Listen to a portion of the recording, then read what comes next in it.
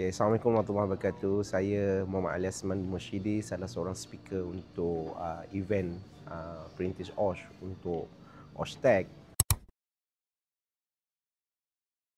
Pengurusan OSHTEC Conference ni memang teratur, very professional. Komitmen dan support daripada peserta dan panel dibantu oleh AJK Event Management telah mencapai objektif yang hendak dicapai. Saya harap program ini boleh diteruskan lagi pada masa hadapan. Lebih ramai para peserta boleh menyertai seminar ini.